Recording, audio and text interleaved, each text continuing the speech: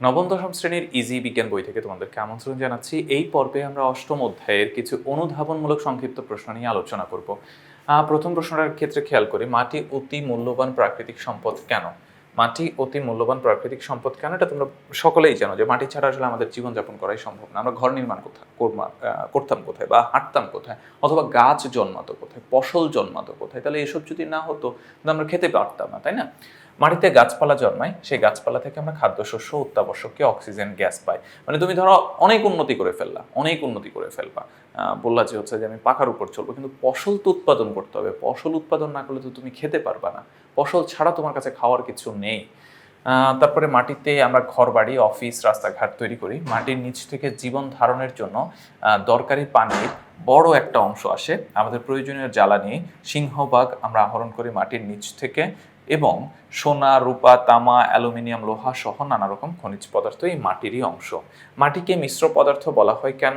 মাটি হলো নানা রকম জৈব আর অজৈব রাসায়নিক পদার্থের মিশ্রণ। মাটিতে বিদ্যমান পদার্থগুলোকে সাধারণত 4 ভাগে ভাগ করা যায়। এরা হলো খনিজ পদার্থ, জৈব পদার্থ, বায়বীয় পদার্থ এবং পানি। অর্থাৎ মাটিতে 4 ধরনের পদার্থ থেকে থাকে: খনিজ পদার্থ, জৈব পদার্থ, বায়বীয় পদার্থ এবং পানি। তবে এসব পদার্থের বেশিরভাগ সময় একটি আরেকটির সাথে মিশে এক ধরনের জটিল মিশ্রণ তৈরি করে, তাই মাটিকে মিশ্র পদার্থ বলা হয়ে থাকে। মাটিতে পানি থাকা উদ্ভিদের জন্য জরুরি কেন? মাটিতে পানি থাকা উদ্ভিদের জন্য জরুরি কারণ মাটিতে পানি না থাকলে গাছপালা জন্মাতে পারে না, এবং জন্মালেও বেড়ে উঠতে পারে না। মাটি থেকে পাওয়া পানির সাহায্যে গাছপালা সালোক সংশ্লেষণের মাধ্যমে নিজেদের খাবার তৈরি করে আর আমাদেরকে অক্সিজেন দেয়। গাছপালা তার প্রয়োজনীয় পুষ্টি মাটি থেকে সরাসরি গ্রহণ করতে পারে না, এগুলো গ্রহণ করে মূলের সাহায্যে, এবং এই ক্ষেত্রে পানি মাধ্যম হিসেবে কাজ করে। তাই পানি না থাকলে উদ্ভিদ মাটি থেকে সব পুষ্টি সংগ্রহ করতে পারতো না, ফলে এদের বেড়ে ওঠাও সম্ভব হতো না। মাটি থেকে পানি নিয়ে উদ্ভিদ জন্মায়, মাটি থেকে পানি নিয়ে উদ্ভিদ বড় হয়, মাটি থেকে খাদ্য পানির মাধ্যমেই উদ্ভিদ গ্রহণ করে থাকে। আর এইসবের ফলে সালোক সংশ্লেষণের ফলে আমাদেরকে অক্সিজেন সরবরাহ করতে পারে। হিউমাস কিভাবে তৈরি হয় ব্যাখ্যা করো, বা হিউমাস বলতে কি বুঝো? মাটিতে বিদ্যমান জৈব পদার্থ হিউমাস নামে পরিচিত। হিউমাস আসলে অ্যামিনো অ্যাসিড, প্রোটিন, চিনি, অ্যালকোহল, চর্বি, তেল, লিগনিন, ট্যানিন, অন্যান্য অ্যারোমেটিক যৌগ নিয়ে গঠিত একটি বিশেষ জটিল পদার্থ। এটি দেখতে অনেকটা কালচে রঙের হয়ে থাকে। এই হিউমাস তৈরি হয় মৃত গাছপালা আর প্রাণীর দেহাবশেষ থেকে। বায়ুবায়ন বলতে কি বোঝায়? বায়ুবায়ন মানে হচ্ছে মাটিতে যে বায়বীয় পদার্থগুলো থাকে, সেই বায়বীয় পদার্থগুলো বাতাসে আসা, বাতাসের যে পদার্থগুলো থাকে সেগুলো মাটিতে যাওয়া। এই যে বায়ু এবং মাটির বায়বীয় পদার্থের মধ্যে যে বিনিময়, এটাকেই মূলত বায়ুবায়ন বলা হয়। উদ্ভিদের জন্য মাটির বায়ুবায়ন গুরুত্বপূর্ণ কেন? মাটিতে থাকা গ্যাসের সাথে সবসময় বায়ুমণ্ডলে থাকা গ্যাসের বিনিময় হতে থাকে, অর্থাৎ বায়ুমণ্ডলে গ্যাস মাটিতে যায় আর মাটিতে থাকা গ্যাস বায়ুমণ্ডলে চলে আসে। এই প্রক্রিয়াকে মাটির বায়ুবায়ন বা সয়েল অ্যারেশন বলা হয়। মাটিতে দ্রবীভূত অক্সিজেন পানিতে অদ্রবণীয় অনেক খনিজ পদার্থকে ভেঙে দ্রবণীয় পদার্থে পরিণত করে, যা পরে মাটিতে থাকা পানিতে দ্রবীভূত হয় এবং পরে উদ্ভিদে স্থানান্তরিত হয়। এর মাধ্যমে উদ্ভিদ আয়ন হিসেবে খনিজ পদার্থ সংগ্রহ করে। তাই উদ্ভিদের জন্য মাটির বায়ুবায়ন অত্যন্ত গুরুত্বপূর্ণ। বালি মাটিতে বেশি বায়ুবায়ন হয় কেন? বালি মাটি দানামুক্ত, এতে ছোট ছোট শিলা আর খনিজ পদার্থ থাকে। বালি মাটির একটি প্রধান বৈশিষ্ট্য হলো এদের পানি ধারণ ক্ষমতা খুবই কম। তাছাড়া বালি মাটির কণার আকার সবচেয়ে বড়, যার ফলে কণাগুলোর মাঝে ফাঁকা জায়গা অনেক বেশি থাকে। তাই বালি মাটিতে অনেক বেশি বায়ুবায়ন হয়। বায়ুবায়ন জিনিসটা তো আমরা বারবার বলছি, সেটা কি? সেটা হচ্ছে বাতাসের যে গ্যাসীয় পদার্থ আছে সেটা মাটিতে যাওয়া, মাটির যে গ্যাসীয় পদার্থ আছে সেটা বাতাসে যাওয়া, এটা হচ্ছে বায়ুবায়ন। এখন এটা যাওয়ার প্রক্রিয়াটা হচ্ছে মাটির মধ্য থেকে তো বের হয়ে আসতে হবে, ফাঁকা জায়গার প্রয়োজন হবে। বালি হলে যেটা ঘটে, সেখানে ফাঁকা জায়গার পরিমাণ বেশি থাকে, কারণ সেখানে বালির ক্ষেত্রে মানে বালি মাটির ক্ষেত্রে কণাগুলো বড় বড় হয়ে থাকে বলে সেখানে ফাঁকা জায়গা বেশি থাকে, আর ফাঁকা জায়গার মাধ্যমে এই বায়ুবায়নটা খুব সহজে হয়ে থাকে। তাই বালি মাটিতে বেশি বায়ুবায়ন হয়।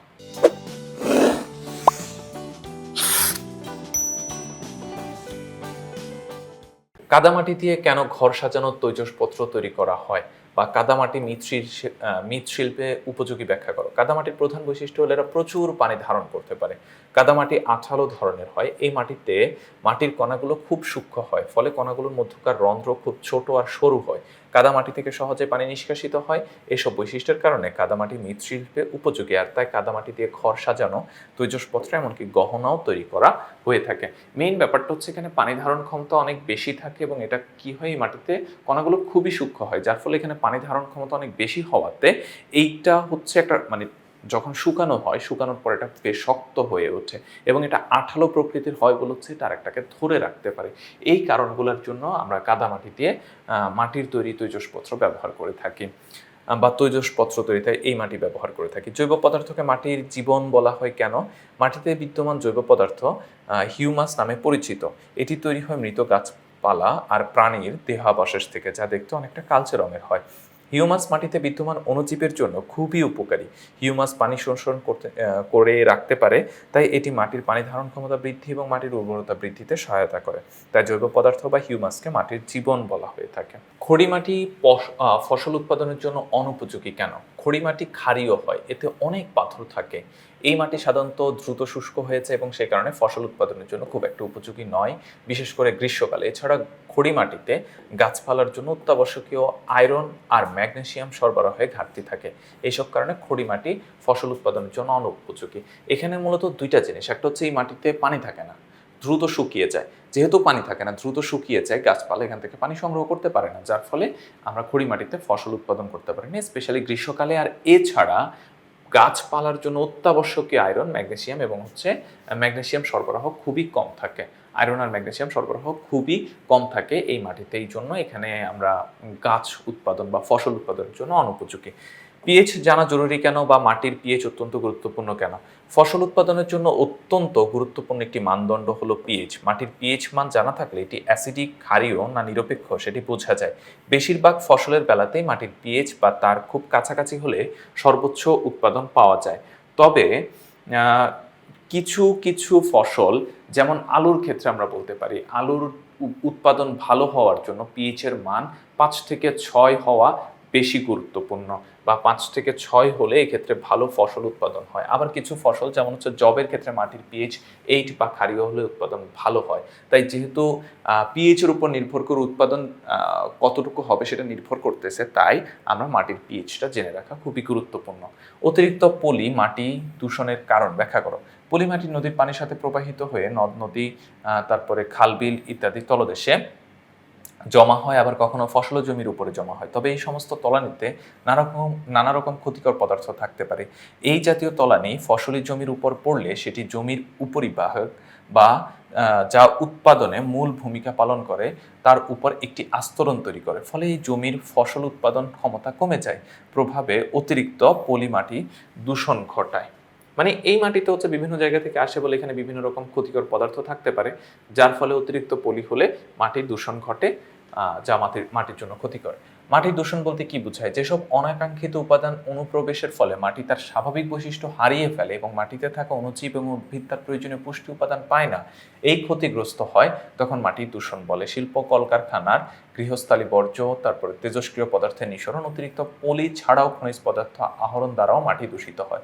মূল ব্যাপারটা হচ্ছে মাটিতে স্বাভাবিক যে বৈশিষ্ট্য সেটা যদি বিঘ্ন ঘটে, যে অণুজীবগুলো মাটিতে বসবাস করে তারা যদি মারা যায়, মাটি থেকে গাছপালা বা ফসল যেই পুষ্টিগুণগুলো সংগ্রহ করে সেটা যদি অনুপস্থিত হয়, সেটাকে আমরা মাটি দূষণ বলে থাকি। মাটির পিএইচ বলতে কি বোঝায়? হাইড্রোজেন আয়নের ঋণাত্মক লগারিদমকে পিএইচ বলা হয়ে থাকে। মাটির অত্যন্ত গুরুত্বপূর্ণ একটি মানদণ্ড হলো পিএইচ। মাটির পিএইচ জানা থাকলে এটি অ্যাসিডিক, ক্ষারীয় না নিরপেক্ষ এটি বোঝা যায়। পিএইচ এর মান 7 নিরপেক্ষ নির্দেশ করে, 7 এর বেশি হলে ক্ষারীয় এবং 7 এর কম হলে তাকে অ্যাসিডিক নির্দেশ করে। দেখো, পিএইচ স্কেল আসলে মূলত কোনটা অ্যাসিড কোনটা ক্ষারীয় এটা বোঝার জন্যই ব্যবহার করা হয়ে থাকে। যদি 7 এর বেশি হয় তাহলে ক্ষার, 7 এর কম হলে অ্যাসিডিক এবং 7 হলে তাকে আমরা নিরপেক্ষ বলে থাকি। কিভাবে মাটি সংরক্ষণ করা যায়? মাটিতে বেশি করে গাছ লাগানো, যা মাটি সংরক্ষণের সবচেয়ে কার্যকর এবং সহজ কৌশল। ঢালু জায়গা দিয়ে যেমন পানি প্রবাহিত না হয় সেই ব্যবস্থা করতে হবে। রাসায়নিক সারের পরিবর্তে যতটুকু সম্ভব জৈব সার ব্যবহার করতে হবে। তারপরে নদীর পাড়ে কলমি, ধনচে ইত্যাদি গাছ লাগাতে হবে। নদী অত্যাধিক খরস্রোতা হলে নদীর পাড়ে বালুর বস্তা ফেলে বা কংক্রিট তৈরি করে ব্লক দিয়ে নদী ভাঙন রোধ করতে হবে। মাটির সংরক্ষণ করা প্রয়োজন কেন? মাটি অতি মূল্যবান প্রাকৃতিক সম্পদ। আমাদের অন্ন, বস্ত্র, বাসস্থান এবং চিকিৎসা সহ অন্যান্য সকল চাহিদা প্রত্যক্ষ কিংবা পরোক্ষভাবে মাটির উপর নির্ভরশীল। অত্যাবশ্যকীয় এই সম্পদটি নানাভাবে ক্ষয় হয়ে যাচ্ছে এবং এর উর্বরতা নষ্ট হচ্ছে, তাই আমাদের সুন্দরভাবে বেঁচে থাকার জন্য মাটি সংরক্ষণ করা প্রয়োজন। মানে মাটি ছাড়া তো তুমি তোমার জীবনই কল্পনা করতে পারবে না। মূল ব্যাপারটা হচ্ছে, আমরা ধরো যতই উন্নতি লাভ করি না কেন, যদি আমাদের দেশে বা বিশ্বে যদি ফসল উৎপাদন না হয় তাহলে আমরা খাবো কি?